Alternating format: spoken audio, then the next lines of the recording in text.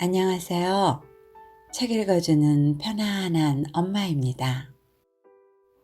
오늘은 프랑스 비평가이자 소설가인 앙드레 지드의 좁은 문 그 네 번째 장을 읽어드리려고 합니다.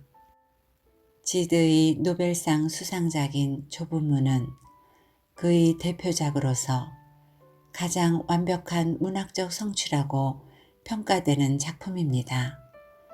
사촌지간이자 연인관계인 제롬과 알리사의 사랑은 지상의 행복을 쫓기보다 천상의 성스러움에 가 닿기를 원하는 외사촌 누이 알리사에 의하여 두 사람의 정신적 고토와 엇갈림의 과정을 섬세한 심리 묘사를 통해 그려냅니다.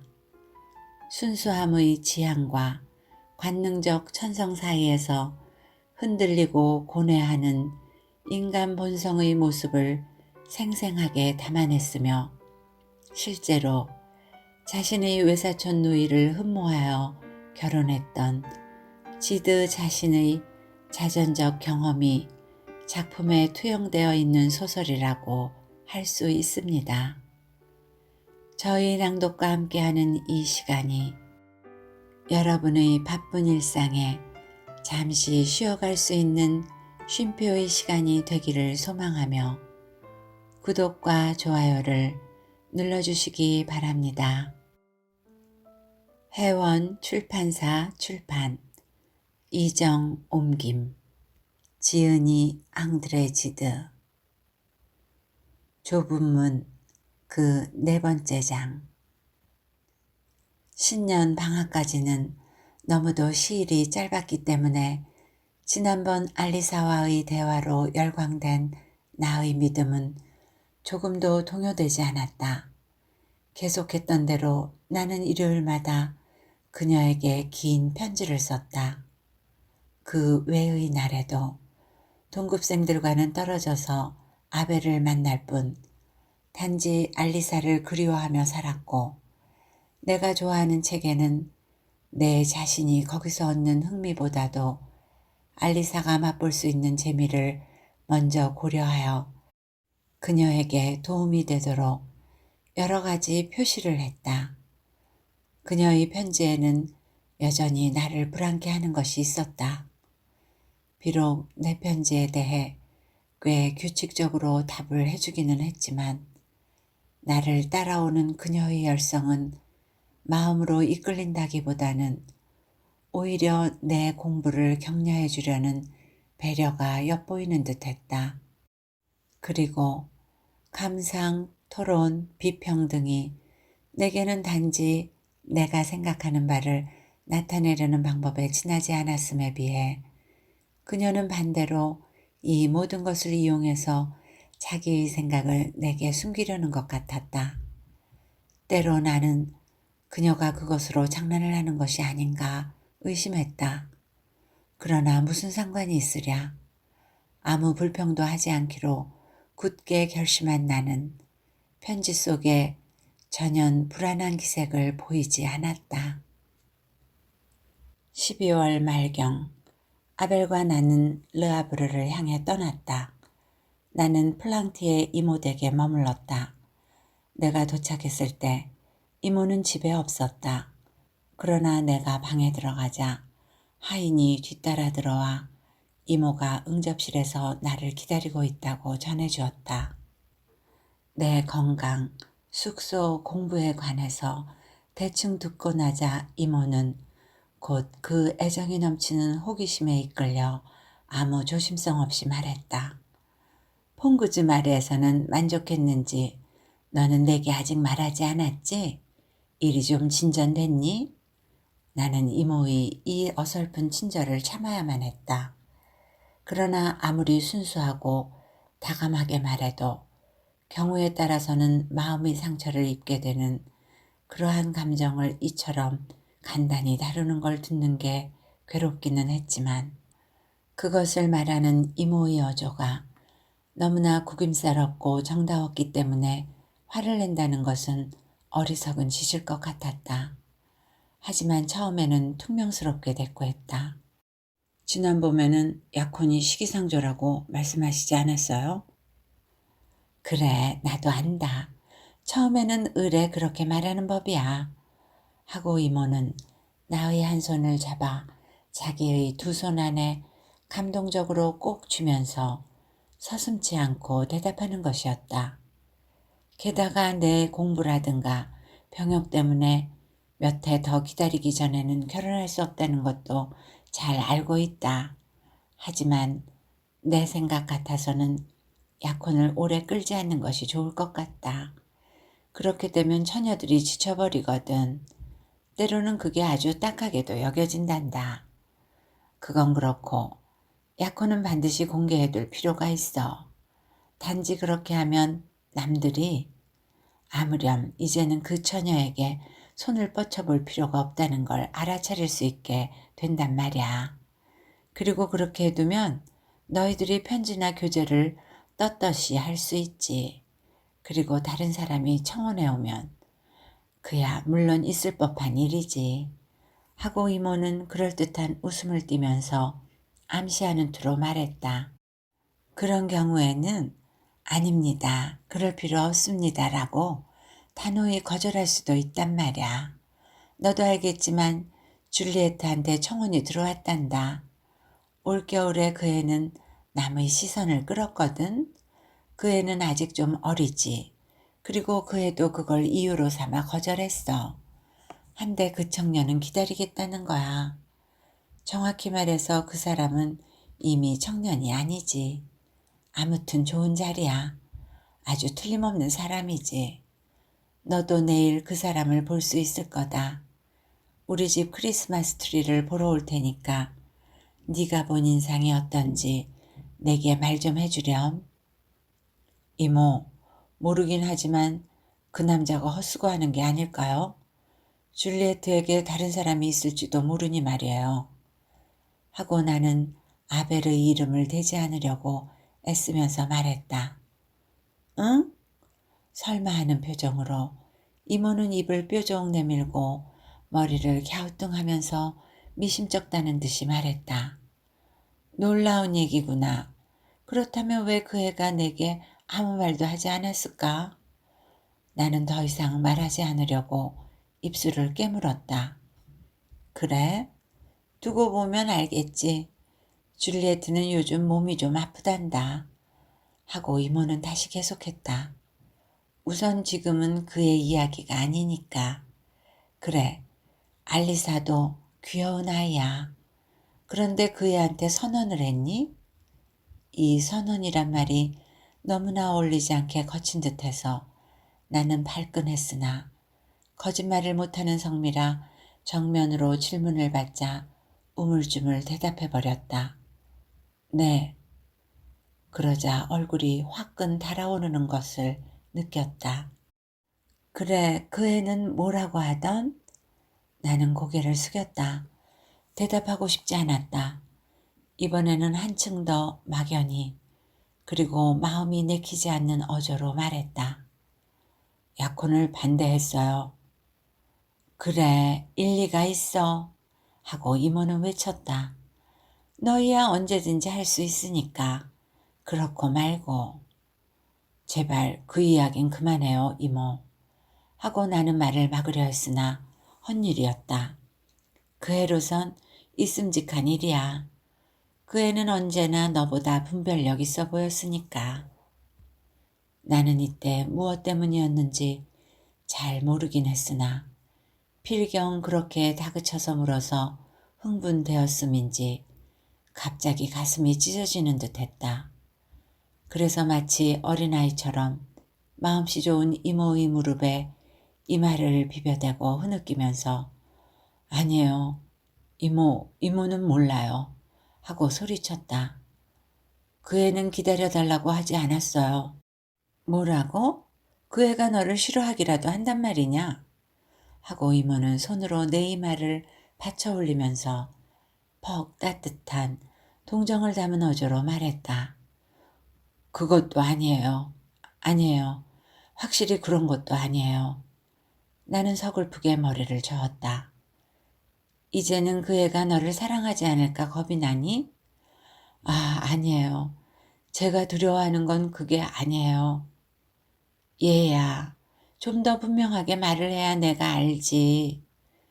약한 내 마음을 그대로 드러낸 것이 나는 부끄럽고 슬펐다. 내가 애매한 태도를 취한 동기를 이모는 틀림없이 모르고 있었다. 그러나 만일 알리사가 거절한 이면에 어떤 뚜렷한 동기가 있다면 이모가 나를 도와 부드럽게 그녀에게 물어봄으로써 그것을 밝혀낼 수도 있을성 싶었다. 이모는 스스로 그 이야기를 꺼냈다. 이봐 하고 이모는 말을 이었다. 내일 아침 알리사가 크리스마스 트리를 꾸미러 올 테니 어떻게 된 영문인지 내 당장 알아보마. 그걸 점심때 알려줄게. 그럼 네가 걱정할 건 아무것도 없다는 걸 알게 될 거야. 틀림없이. 나는 삼촌네로 저녁 식사를 하러 갔다. 정말 며칠 전부터 앓고 있던 줄리에트는 사람이 변한 듯했다. 그녀의 눈초리는 꽤 표독스러워서 거의 냉혹한 표정이 깃들어 있었다. 그 때문에 전보다도 훨씬 자기 언니와는 달리 보였다. 그날 저녁 나는 알리사와 줄리에트에게 별다른 이야기를 할 수 없었다. 게다가 나도 이야기할 마음이 내키지 않았고 삼촌이 피로해 보여 식사가 끝난 뒤 곧 돌아올 수밖에 없었다. 플랑트의 이모가 꾸미는 크리스마스 트리는 해마다 많은 아이들과 친척들, 친구들을 모여들게 하였다. 이 트리는 계단 고를 이루는 현관 어귀에 세워져 있었는데 이 현관은 첫 문간방, 응접실, 찬장을 들여놓은 온실 비슷한 방의 유리문 등으로 통하고 있었다. 트리의 장식은 아직 끝나지 않았으며 축제일 아침, 즉 내가 도착한 이튿날 알리사는 이모 말대로 꽤 일찍 와서 여러 가지 장식, 촛불, 과실, 과자, 장난감 등을 나뭇가지에 다는 일을 거두었다. 나도 그러한 일을 거들고 싶었으나 이모가 그녀와 이야기하도록 하기 위해 집을 나와 아침 한나절을 불안한 마음을 달래느라고 애썼다. 줄리에트를 다시 보고 싶어서 나는 먼저 삼촌네로 갔다. 아벨이 나보다 앞서 그녀 곁에 와 있다는 말을 듣고 중요한 이야기를 방해할까봐 두려워 곧 물러나와 점심때까지 부둣가 주위를 헤매다녔다. 이런 바보. 내가 돌아오자 이모가 소리쳤다. 그런 쓸데없는 걱정을 하며 살아가다니. 오늘 아침 네가 한 소리는 모두가 당치도 않아. 나는 단도직입적으로 얘기를 꺼냈다. 우리 일을 거두느라고 피곤해진 미스 애시버튼을 산보나 하라고 내보내고 알리사와 단둘이 있게 되자 나는 곧 왜 지난 여름에 약혼하기를 꺼렸느냐고 아주 간단하게 물었단다. 아마 그 애가 당황했으리라고 너는 생각하겠지?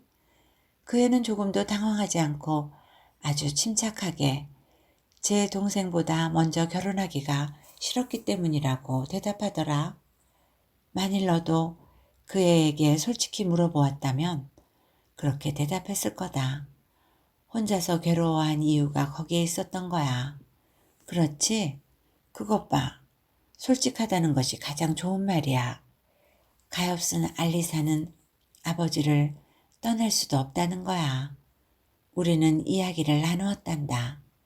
그 애는 참 지각이 있어. 제가 너에게 적합한지 어떤지 아직 자신이 없대. 또 제가 너무 나이가 많은 것을 걱정하고 너에게는 줄리에트 또래의 여자가 차라리 나을 것 같다고. 이모는 말을 계속했다. 그러나 나는 더 이상 듣지 않았다. 내게 중요한 것은 단 한 가지. 즉 알리사가 제 동생보다 먼저 결혼하지 않겠다는 것이다. 하지만 아벨이 있지 않은가. 그러니 그 녀석 말이 옳았구나. 그 녀석은 단번에 두 쌍의 결혼을 성사시키려고 하고 있는 것이다. 아주 간단하기는 했지만 그래도 이모가 들려준 이야기는 나를 흥분시켰고 나는 최선을 다해 이 흥분을 이모에게 감추었다. 이모에게는 너무나 당연한 기쁨, 그리고 또 그것이 모두 다 자기의 덕택이라고 생각될수록 그만큼 이모에게 흡족감을 줄 그러한 기쁨만을 나타내 보였다. 점심 식사가 끝나자 나는 급한 일이 생겼다고 핑계를 대고 아벨에게로 달려갔다. 어때? 내가 뭐라고 그랬어? 내가 기쁨을 알려주자 그는 나를 끌어안으며 외쳤다. 이봐, 오늘 아침 줄리에트와 한 얘기는 거의 결정적인 것이었다고 할 수 있어. 우린 거의 내 이야기만 했지만 그러나 그녀는 피곤하고 마음이 안정되지 않은 것 같았어. 지나치게 깊이 들어가면 그녀의 신경을 자극할까 두려웠고 너무 오래 머물러 있으면 그녀를 흥분시킬까 염려도 되었어. 네 말을 듣고 나니 일은 다 됐어. 얼른 달려가서 단장과 모자를 가져올게. 혹시 도중에 날아가려고 하면 붙잡아 줄 셈치고 비콜랭네 문 앞까지만 같이 가줘. 나는 웨포리옹보다 더 몸이 가벼워진 것 같아. 웨포리옹은 파우스트와 헬레나 사이에 태어난 아이로 하늘로 날아오릅니다. 자기 언니가 승낙을 거절하는 이유가 단지 자기 때문이라는 것을 줄리에트가 알게 되면, 그리고 곧 내가 청혼을 하면, 이봐, 나는 우리 아버지가 오늘 저녁 크리스마스 트리 앞에서 행복에 겨워 눈물을 흘리면서 주님을 찬양하고 축복에 넘치는 손을 무릎 꿇은 네 사람의 약혼자의 머리 위에 뻗치시는 게 벌써 눈에 선해. 미스 애시버트는 한숨 속으로 증발하여 버릴 것이고 플랑티의 이모님도 우도 속에 녹아버릴 테지. 그리고 환하게 불 밝혀진 크리스마스 트리는 하느님의 영광을 노래할 것이고 성경에 나오는 산들처럼 손뼉을 칠 거야. 크리스마스 트리에 불이 켜지고 아이들, 친척들, 그리고 친구들이 그 주위에 모여들게 되는 것은 해가 질 무렵으로 정해져 있었다. 아벨과 헤어지고 나자 불안과 초조로 인해 일이 손에 잡히질 않아 나는 기다리는 동안을 잊으려고 생트 아드레스의 낭떠러지까지 걸어갔다가 길을 잃어 겨우 플랑트의 이모댁에 왔을 때는 다행히 축연이 벌어지고 있었다. 현관에 들어서자 나는 알리사를 보았다. 기다리고 있었던 듯 나를 보자 곧 내게로 왔다. 엷은 겉옷의 깃 사이로 베어있는 곳으로 목에서부터 오래된 자그마한 자수정 십자가를 늘리고 있었다. 어머니의 기념으로 내가 준 것인데 그녀가 달고 있는 것을 보기는 처음이었다. 긴장된 그녀의 얼굴과 괴로운 듯한 표정이 내 가슴을 아프게 했다. 왜 이렇게 늦었지? 하고 그녀는 다급하고도 숨가쁜 목소리로 말했다. 내게 하고 싶은 말이 있었는데. 낭떠러지 길에서 방향을 잃어버렸어. 그런데 왜 안색이 그리 좋지 않지? 아니, 알리사 웬일이야? 그녀는 잠시 당황한 듯 내 앞에서 입술을 떨고 있었다. 이러한 고뇌의 표정을 보고 마음이 아파 나는 감히 묻지를 못했다. 그녀는 내 얼굴을 끌어당기려는 듯 내 목에 손을 갖다 댔다. 무엇인가 이야기를 하려는 눈치였다. 그러나 바로 그 순간에 손님들이 들어왔다. 힘이 빠진 그녀의 손이 다시 아래로 떨어졌다. 이젠 시간이 없어 하고 그녀는 중얼거렸다. 그리고는 내 눈에 눈물이 글썽이는 것을 보고 마치 그런 하잘것없는 변명이 나를 진정시킬 수가 있을 것처럼 내 눈길의 질문에 대답했다. 아니야, 안심해. 단지 머리가 좀 아플 뿐이야. 어린아이들이 너무 소란을 피워서 이리로 잠시 피해온 거야.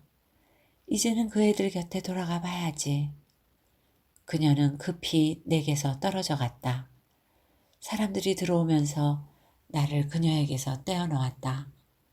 나는 응접실에 가서 다시 그녀를 만나리라 생각했다.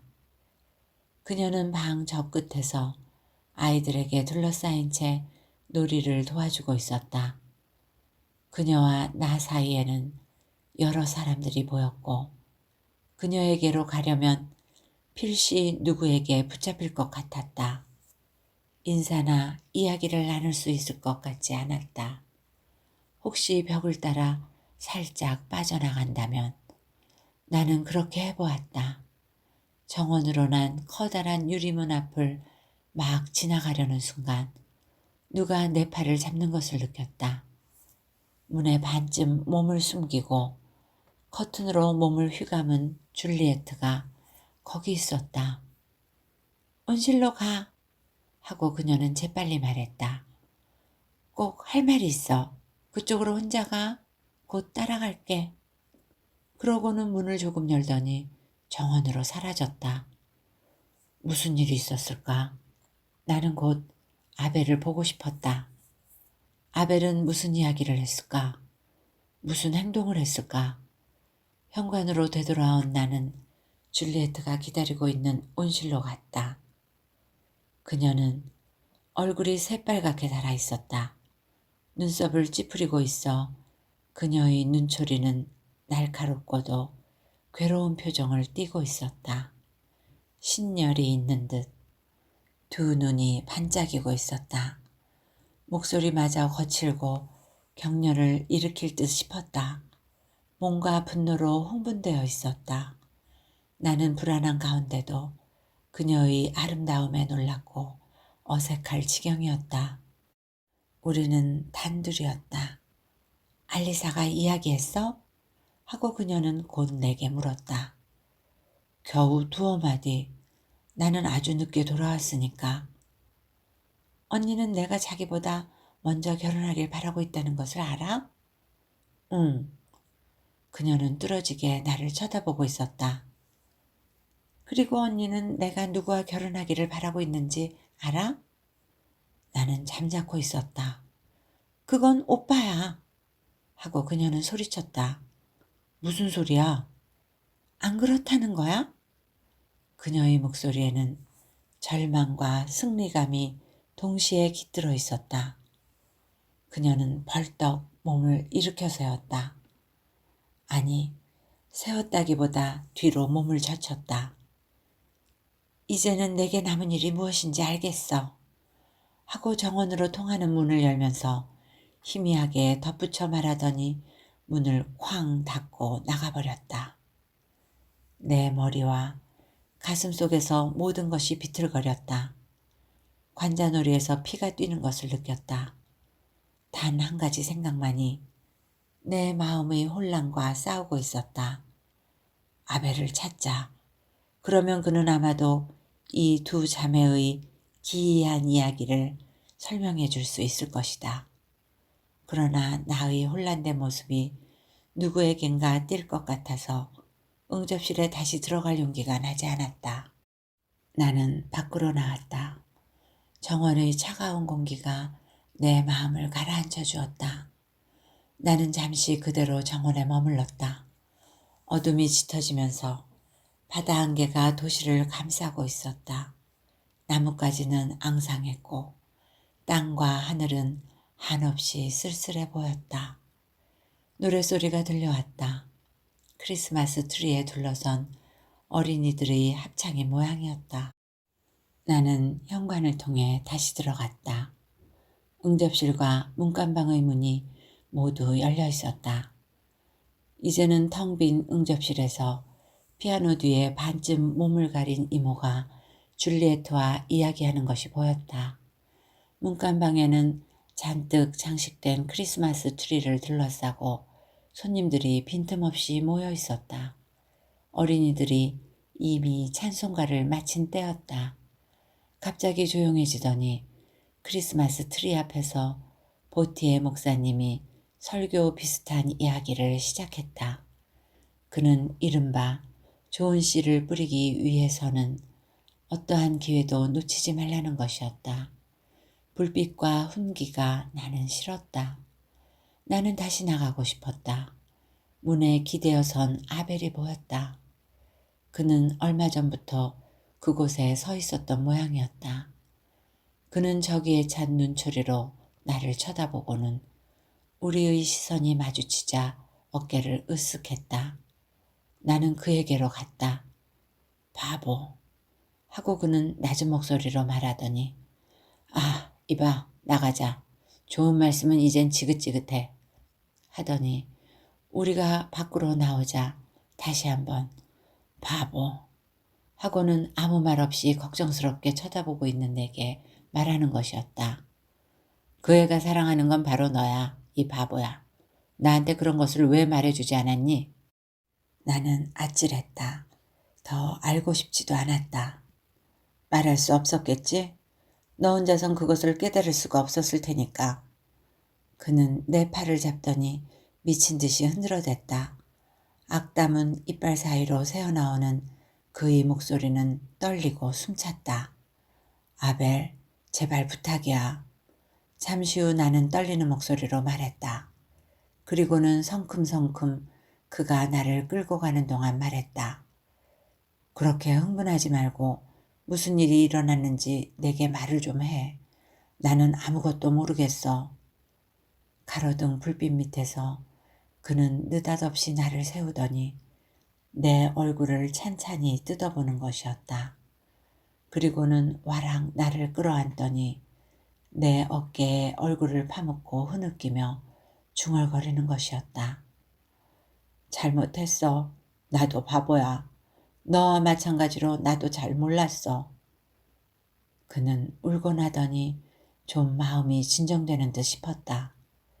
그는 고개를 들더니 다시 걷기 시작하면서 말을 계속했다.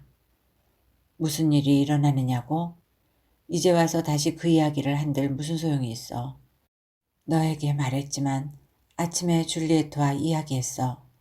굉장히 예쁘고 쾌활했지. 그것이 다 나 때문인 줄 알았어. 알고 보니 그것은 순전히 우리가 너의 이야기를 한 까닭이었어. 그때는 짐작을 못했니? 못했어, 확실히는. 하지만 지금에 와선 아무리 작은 대목이라도 환히 짐작이 가. 오해가 아니라는 건 분명해? 뭐, 오해? 그 애가 널 사랑한다는 걸 모른다면 그건 장님이나 마찬가지지. 그렇다면 알리사가 희생하려는 거지. 동생의 비밀을 알자 자기 자리를 양보하려 한 거야. 어때 넌? 뭐 이해하기 어려운 일도 아니지. 나는 줄리에트에게 다시 한번 이야기하고 싶었어. 내가 말을 꺼내자마자, 아니 내 말을 알아듣기 시작하자마자 그녀는 우리가 앉아있던 소파에서 벌떡 일어서더니 몇 번이고 되풀이해서 그런 줄 알고 있었어요. 하는 거야. 그런데 그 말투가 전혀 그런 줄 몰랐다는 사람의 말투야. 아, 농담은 제발 그만해. 어째서? 참 우스운 이야기야. 그녀는 자기 언니 방으로 뛰어갔어. 그러자 느닷없이 격렬한 소리가 들려와 난 깜짝 놀랐지. 줄리에트가 다시 나온 줄 알았는데 잠시 후에 나온 건 알리사였지. 그녀는 모자를 쓰고 있었는데 나를 보자 어색한 표정을 짓더니 앞을 지나가면서 잽싸게 안녕하세요 하더군. 그것뿐이야. 줄리에트는 다시 보지 못했니? 아벨은 약간 망설였다. 봤어. 알리사가 가버린 후에 방문을 열었지. 줄리에트는 벽난로 앞 대리석 위에 팔꿈치를 세우고 두 손으로 턱을 괜 채 꼼짝 않고 서 있었어. 거울 속의 자기 모습을 뚫어지게 노려보면서 내 기척을 듣더니 돌아보지도 않은 채 팔을 굴러대면서 제발 나가줘요 하는데 그 말투가 어찌나 매몰찬지 더 묻지도 않고 나와버렸어. 그게 전부야. 그래, 이제부터는. 아, 털어놓고 나니 기분이 좀 났군. 그래, 이제부터는. 글쎄, 넌 이제부터 줄리에트의 사랑에 식도록 해야겠지. 내 짐작이 틀리지 않는다면 그러기 전에 알리사는 너한테 돌아오지 않을 테니까. 우리는 오랫동안 말없이 걸었다. 돌아가자. 마침내 그는 말했다. 손님들도 이제는 다 갔을 거야. 아버지가 날 기다리실지도 모르고. 우리는 돌아왔다. 응접실도 텅 비어 있었다.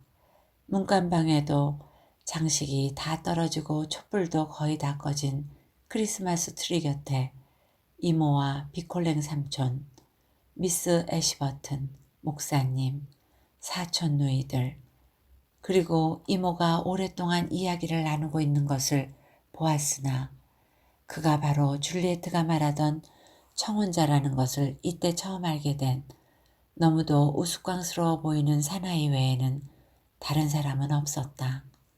우리들 중 누구보다도 우직하고 혈색이 좋고 대머리이며 우리와는 다른 환경에서 생활해온 그 사나이는 우리 사이에 끼인 것을 퍽이나 어색하게 느끼는 듯했다. 그는 희끗희끗한 거창한 카이저 수염 끝을 초조한 듯 잡아당겼다 비볐다 하는 것이었다. 문이 활짝 열린 현관에는 이제 불빛도 없었다. 우리 둘 다 소리 없이 들어왔기 때문에 아무도 우리가 와 있는 줄 몰랐다. 오싹 하는 어떤 예감이 나를 엄습했다. 잠깐, 아벨이 내 팔을 잡으며 말했다. 그 순간 우리는 그 낯선 사나이가 줄리에트에게 다가가서는 그녀가 시선을 돌리지도 않은 채 아무 저항도 없이 내맡긴 손을 잡는 것을 보았다. 캄캄한 어둠이 내 가슴을 덮었다. 아벨, 도대체 어떻게 된 일이야? 아직도 깨닫지 못한 것처럼 혹은 잘못 알았기를 바라는 것처럼 나는 중얼거렸다. 글쎄, 그녀는 언니와 겨루고 있는 거야. 하고 그는 이빨 사이로 새어나오는 듯한 목소리로 말했다. 자기 언니에게 지고 싶지가 않은 거겠지. 천사들도 하늘에서 박수갈채를 보내고 있을 거야. 삼촌이 오더니 미스 애시버튼과 이모에게 둘러싸여 있는 줄리에트의 뺨에 입 맞추었다. 보티의 목사님도 가까이 왔다. 나는 한 걸음 앞으로 다가섰다. 알리사가 나를 보고 뛰어오더니 떨면서 말했다. 제롬, 이럴 수가 없어. 저 애는 저 사람을 사랑하지 않아. 바로 오늘 아침에도 그렇게 말했어. 제발 좀 말려. 제롬, 저 애가 어떻게 되려고 저러는지. 그녀는 절망적으로 애원하면서 내 어깨에 매달렸다. 그녀의 이 고통을 덜어줄 수만 있다면 나는 목숨이라도 바치고 싶었다. 갑자기 크리스마스 트리 곁에서 비명소리, 웅성거리는 소리가 들려왔다. 우리는 달려갔다. 줄리에트는 의식을 잃은 채 이모의 팔에 안겨 있었다. 모두가 다급히 그녀를 둘러싸고 있어서 내게는 잘 보이지 않았다. 헝클어진 머리칼이 무섭도록 창백한 그녀의 얼굴을 뒤로 잡아당기고 있는 듯했다. 그녀의 몸이 그처럼 경련하고 있는 것을 보면 그 충격이 대단했던 것 같았다. 아니야, 아니야 하고 이모는 벌써 어쩔 줄 모르는 비콜랭 삼촌을 안심시키려고 큰 소리로 말했다. 보티의 목사님도 집게 손가락으로 하늘을 가리키면서 위로를 하고 있었다. 아니야, 아무것도 아니야. 흥분한 때문이야. 신경이 좀 발작한 것뿐이지. 테시에르 씨 좀 거들어줘요. 튼튼하시니까. 내 방으로 올려가야겠어요. 내 침대로.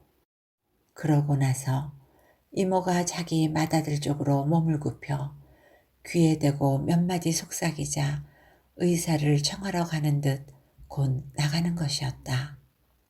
이모와 그 청혼자는 그들 팔에 몸을 반쯤 젖히고 안겨있는 줄리에트를 어깨 밑으로 손을 넣어 받치고 있었다.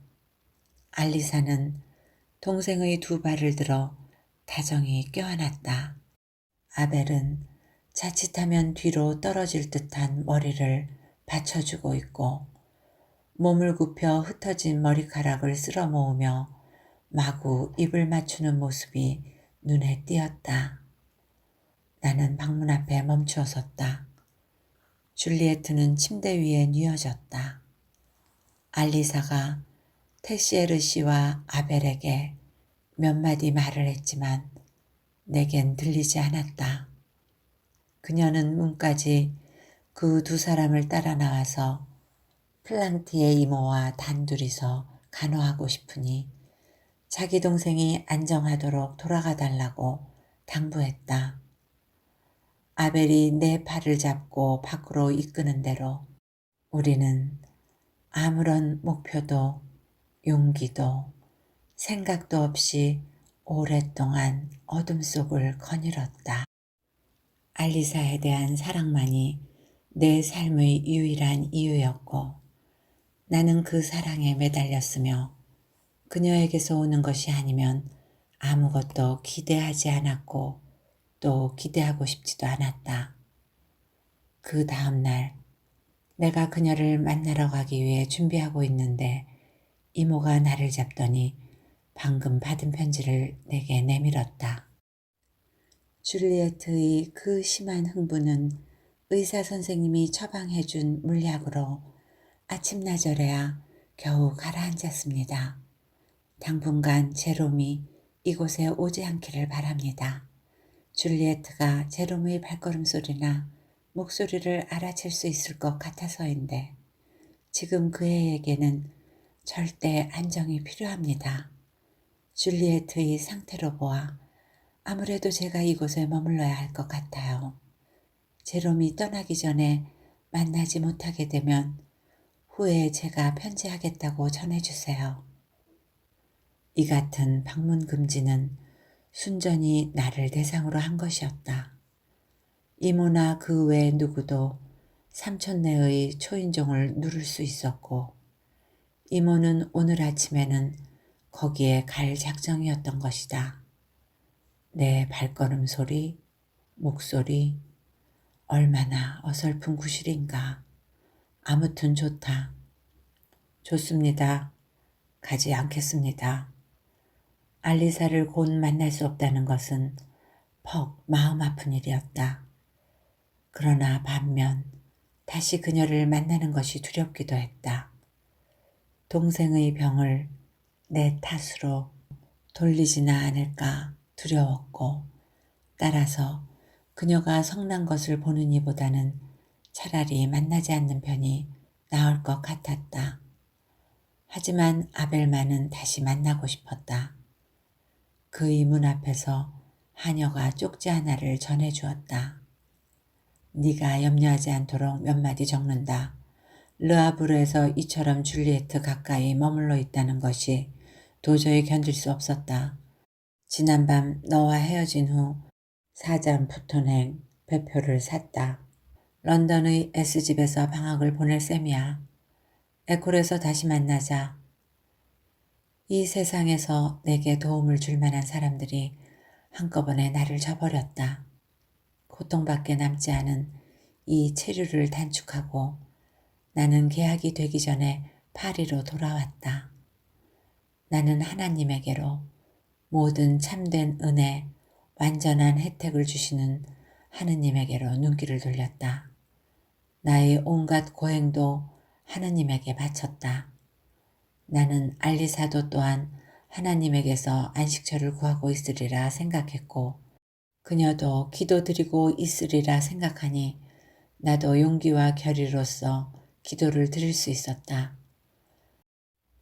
알리사의 편지와 내가 쓴 답장 외에는 이렇다 할 별다른 일 없이 명상과 공부의 긴 세월이 흘렀다. 나는 그녀의 편지를 모두 간직해 두었다. 이제부터 희미한 내 추억을 이 편지들을 기준해서 더듬어 갈 생각이다. 읽어드릴 부분은 여기까지입니다.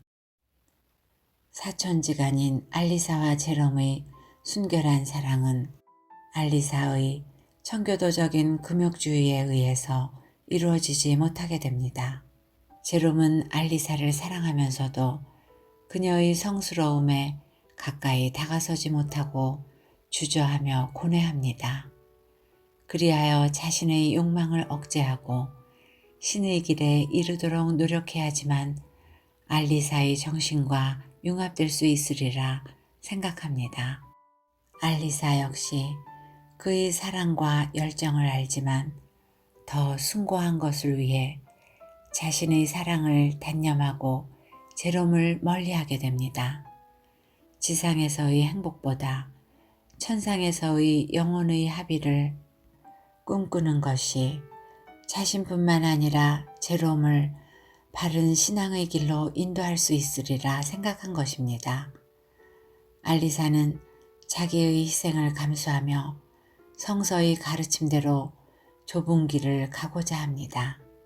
그러나 실제로 제롬을 잊을 수는 없었습니다.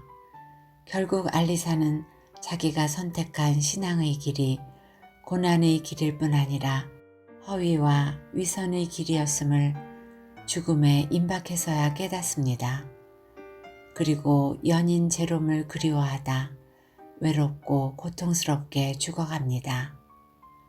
앙드레지드는 아름다운 현생의 삶을 종교적 죄의식 때문에 포기하고 고독 속에서 죽어가는 알리사의 모습을 통해 허황된 신의 은총을 혹독하게 비난하고 있습니다. 일견하여 신의 은총으로 충만할 것 같은 이 작품은 비인간적인 종교의 위험성에 대한 가장 신랄한 고발장과도 같은 비평서라고 할 수 있습니다. 편안히 들으셨는지요? 의미 있는 시간이 되셨기를 바라며 오늘도 행복하세요.